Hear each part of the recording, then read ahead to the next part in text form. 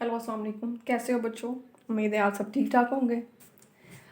अच्छा, आज का जो हमारा टॉपिक है वो है जी कवानीन हासिल। मेरे पास जो बुक है ये न्यू बुक है, ठीक है। इसके पेज नंबर जो है वो 293 पेज पे ये दिया हुआ है। और आपको पता है ये जो न्यू बुक्स आई हैं, किसी बच्चे के पास पुरानी बुक है तो उनके पास जो है ये चैप्टर नेम भी डिफरेंट है और टॉपिक नेम भी डिफरेंट है। तो आप काइंडली जो है वो इसको देख लेना। वेरी वेरी इंपॉर्टेंट क्वेश्चन, ठीक है। इसके नेक्स्ट जो है ये 3 कवानीन हैं, इनको मिला के जो है वो एक लॉन्ग क्वेश्चन आपके पेपर में जो है वो लाजमी आपको दिया जाता है। तो उस हवाले से आपने इसको जो है वो ज़रा गौर से तसल्ली से सुनना है, ठीक है। तो टॉपिक का नेम है जी कवानीन हासिल। और हासिल क्या होती है, जो इकोनॉमिक्स में हम उसको कहते हैं प्रोडक्शन, पैदावार, ठीक है। तो हासिल जो होता है वो आपने पढ़ा होगा, रेवेन्यूज़ को हम कहते हैं हासिल। तो जो आप पैदा करते हो, जब आप उसको बेच देते हो तो आपको जो मिलता है वो रेवेन्यू होता है। तो बताने का मकसद ये है कि हासिल भी उसी चीज़ का नाम है और पैदावार भी उसी को कहते हैं। तो दोनों से आपने जो है वो कंफ्यूज नहीं होना। कवानीन पैदावार भी इसको कहते हैं, कवानीन हासिल भी कहते हैं। दोनों तरीके से ये आपको क्वेश्चन आ सकता है। तो बेसिकली ये 3 कवानीन है, ठीक है। वन बाय वन हम इसको डिस्कस करेंगे। सबसे पहला जो कानून है उसको कहा जाता है कानून तकसीर हासिल, ठीक है। तो जब भी आप कोई कारोबार शुरू करते हैं ना, तो होता क्या है कि उसके जो है वो कहा जाता है कि 3 स्टेजेस उसकी आती हैं, ठीक है। एक को हम कानून तफसीर हासिल कह देते हैं, एक स्टेज को हम कानून यकसानी हासिल कह देते हैं और एक थर्ड स्टेज आती है उसको हम कानून तकलील हासिल कह देते हैं। तो जो सबसे पहली स्टेज है, जो सबसे पहला कानून है, उसको कहते हैं कानून तकसीर हासिल। अब तकसीर जो है ये आपने उसमें भी पढ़ा होगा। हम जो है डायरेक्ट रिलेशन, बराह रास्त ताल्लुक, उसमें क्या था, उसका नाम कौन सा था। जैसे कि फर्ज करो वो जो कानून रसद था वो क्या था, quantity supply is a function of price, है ना। इसका जो है वो इसके साथ तकसीरी ताल्लुक था। तकसीरी तो ताल्लुक से क्या मुराद है कि जैसे ही आपकी प्राइस ज़्यादा होती है आप सप्लाई भी पहले से ज़्यादा कर देते हो। तो इसलिए जिस हिसाब से आप एक वेरिएबल अगर आपका इंक्रीज हो रहा है और दूसरा वेरिएबल भी उसी डायरेक्शन में इंक्रीज हो, और एक वेरिएबल के डिक्रीज होने से दूसरा वेरिएबल भी उसी डायरेक्शन में डिक्रीज हो, तो आपको पता है उसको हम तकसीर का नाम देते हैं। अच्छा, यहाँ जो है वो लिखा हुआ है मैंने, जब कारोबार को शुरू किया जाता है और उसमें हम, आपको पता है, मुख्तलिफ आमलीन पैदाइश लगाते हैं। आमलीन पैदाइश कितने हैं हमारे पास? आमलीन पैदाइश 4 हैं, ज़मीन, मेहनत, सरमाया और तंजीम। तो इन आमलीन पैदाइश की इकाइयाँ लगाने से अगर हमारी मुख्तदम पैदावार में इजाफा होता चला जाए तो इसे कानून तकसीर हासिल का नाम दिया जाता है। ये तो है जी इस कानून की तारीफ, ठीक है। और आपने ये इसी तरह से, आपको पता है जो तारीफ होती है वो आपने कोशिश करनी होती है कि आप उसको इसी तरह से याद करो, इसलिए मैंने इसको इन्वर्टेड कॉमास में लिख दिया है। तो कहा क्या जा रहा है कि देखो ये हमारे पास क्या होते हैं, आमलीन पैदाइश कितने हैं जी? 4 हैं, ज़मीन, मेहनत, सरमाया और तंजीम। इन चारों को लगाने से हमें क्या मिलता है? कोई ना कोई प्रोडक्शन मिलती है। तो इसको हम जो है वो हासिल भी कह देते हैं, पैदावार भी कह देते हैं, और इन चारों को हम क्या कहते हैं? आमलीन पैदाइश कहते हैं। अब सवाल ये पैदा होता है कि आपको कैसे पता चलेगा कि जो कारोबार है या जो कोई आपका, जो भी आपने कोई एक्टिविटी स्टार्ट की हुई है, इकोनॉमिक एक्टिविटी, माशी कारोबार कोई शुरू किया हुआ है, तो वो कानून तकसीर हासिल के ताबिया है या नहीं है, ठीक है। तो वो जो है वो मैं आपको एक गोशवारे और डायग्राम से समझाती हूँ। अच्छा, अब जो है वो मैं आपको एक गोशवारे से आपको समझाती हूँ कि असल में वो कहना क्या चाह रहे हैं कि कानून तकसीर हासिल का आपको कैसे पता चलेगा कि आपका कारोबार जो है वो कानून तकसीर हासिल के ताबिया है या नहीं है, ठीक है। तो उसके लिए आपको पता है, अच्छा, आमरीन पैदाइश वैसे तो 4 होते हैं, ज़मीन, मेहनत, सरमाया और तंजीम। लेकिन हम अपनी आसानी के लिए कह देते हैं कि चलो हम कोई कारोबार शुरू कर रहे हैं, उसमें जो है वो हम सिर्फ 2 आमरीन पैदाइश लगा रहे हैं, एक लेबर और एक कैपिटल, एक मेहनत और एक सरमाया, ठीक है।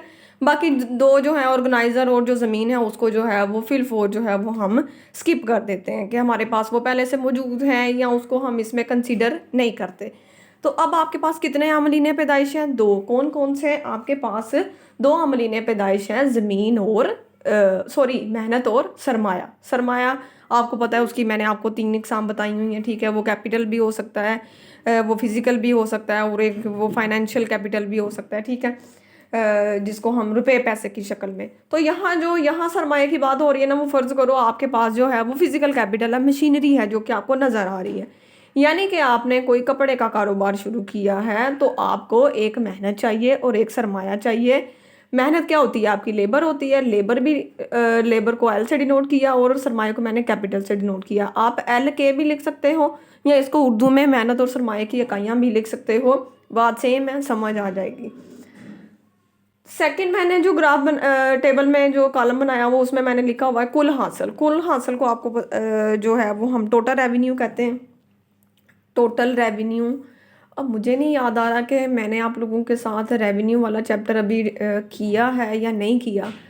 तो क्लास में मैं थोड़ा सा वैसे मैंने बताया होगा कि टोटल रेवेन्यू होते क्या हैं। टोटल रेवेन्यू बेसिकली होते हैं कि देखो, मैंने कपड़ा बनाया, फ़र्ज़ करो इधर ही ये वाली एग्जांपल लेते हैं कि मैंने एक मशीन और एक लेबर, ठीक है, एक मशीन और एक लेबर लगा के मैंने कितनी चीज़ें बनाई, मैंने कितने जोड़े कपड़े के बना लिए हैं जी? मैंने 100 जोड़े कपड़े के बना लिए हैं, ठीक है। तो इसको हम वैसे कुल पैदावार भी कह सकते हैं, ठीक है, और इसको हम कुल हासिल भी कह सकते हैं कि आपको जो है, या तो हम इसको इस तरह से कंसीडर कर सकते हैं कि मैंने 100 जोड़े कपड़े बना लिए हैं, या आप इसको अगर हम रुपए पैसे की फॉर्म में, कुल रेवेन्यू की फॉर्म में करें, तो हम कह सकते हैं कि मुझे 100 रुपये जो है वो उससे मिले हैं। तो अब अभी फ़िलहाल आप अपनी आसानी के लिए जो है, जब रेवेन्यू का चैप्टर आएगा तो हम उसमें डिटेल से उसका फार्मूलाज वगैरह भी डिस्कस करेंगे, ठीक है। आप जो है ना इस पे लिख लो कुल पैदावार, ठीक है। कुल हासिल की जगह इस पे लिख लो कुल पैदावार, तो आपको ज़रा जल्दी से बात समझ आ जाएगी। मैंने एक लेबर, एक मेहनत और एक मशीनरी लगा के मुझे कितना मिला है, कुल पैदावार मुझे कितनी मिली है? 100 जोड़े कपड़े के, ठीक है।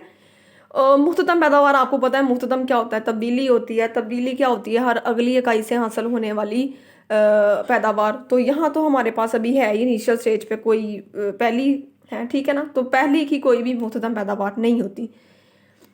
अच्छा, अगले दिन मैंने क्या किया, मैंने अपनी मेहनत और सरमाए की इकाइयों को डबल कर दिया, ठीक है। मैंने एक की जगह क्या कर दिया? 2। अब मेरे पास 2 बंदे हैं और 2 मशीनें हैं। तो हुआ क्या कि मेरी जो कुल पैदावार है वो डबल से ज़्यादा बढ़ गई, ठीक है ना। 100 से 200 होनी चाहिए थी ना, लेकिन वो कितनी हो गई है? 250 हो गई है।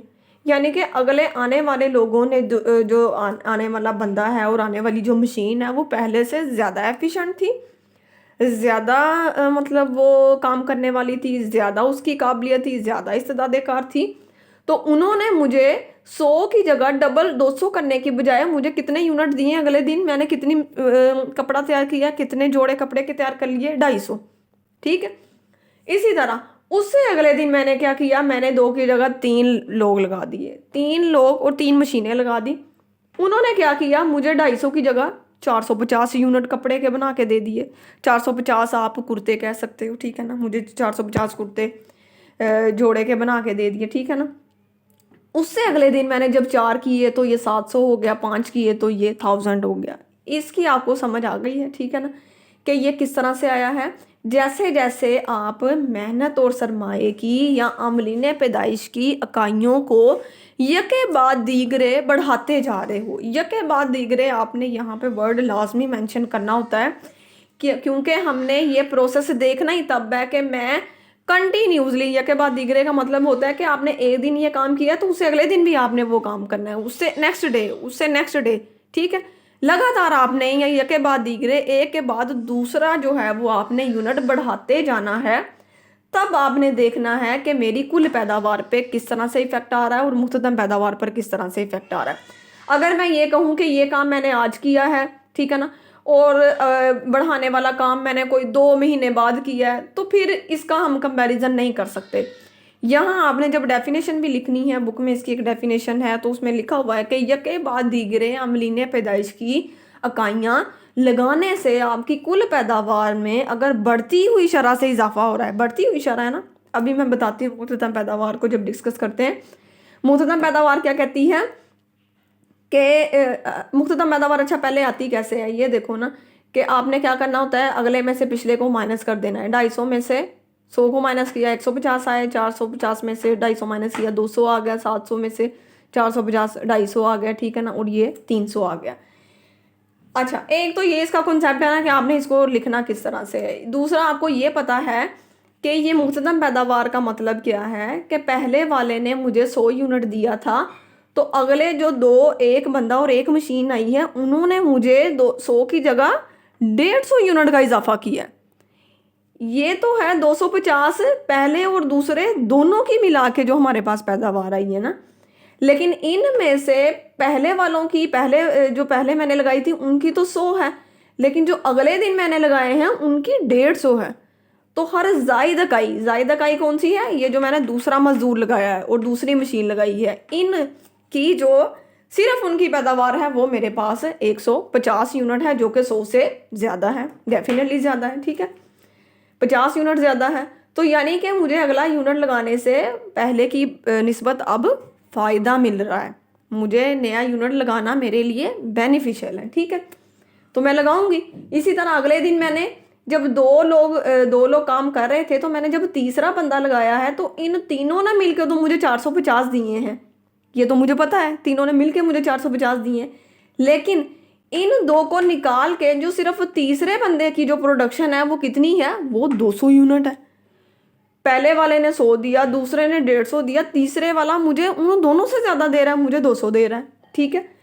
चौथे वाले ने 250 दे रहा है, पांचवें वाला मुझे 300 दे रहा है। तो ये मेरे लिए ज़्यादा अच्छी बात नहीं है कि हर आने वाला बंदा या हर आने वाली जो मशीनरी है वो मुझे पहले से ज़्यादा प्रोडक्शन दे रही है, वो मुझे पहले से ज़्यादा रेवेन्यू दे रही है, मेरा कुल हासिल जो है वो गिरती हुई शरह के साथ बढ़ रहा है। इसको अगर हम रेट कंसीडर करें ना, शरह करें कि किस शरह से ये बढ़ रहे हैं, तो ये बढ़ती हुई शरह के साथ बढ़ रहा है। तो इसलिए इसको तकसीर हासिल कहते हैं।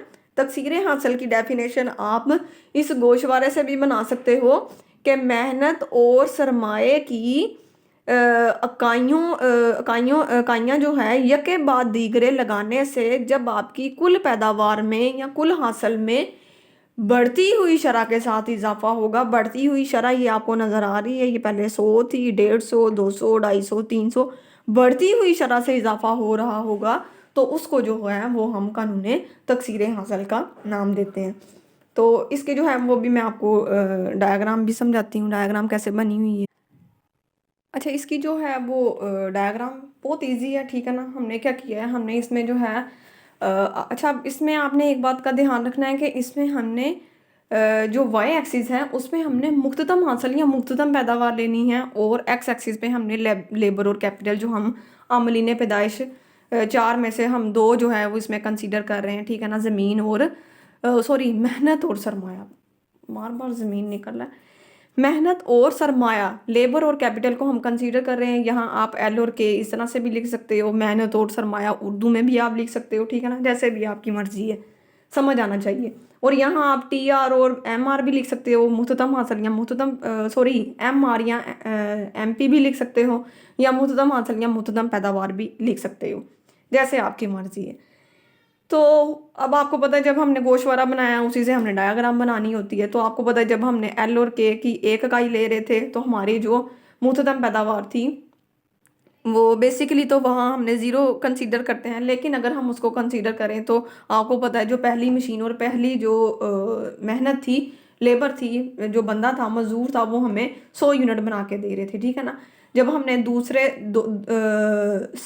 उनको डबल कर दिया, दो लगा लिए, दो मशीनें और दो कैपिटल लगा लिए, तो हमारी जो मुख्ततम पैदावार थी वो 150 हो गई थी, 3 पे 200 थी, 4 पे 250 थी, इसी तरह 5 पे भी बना लेना, वो आई गेस 300 हो जाएगी, ठीक है ना।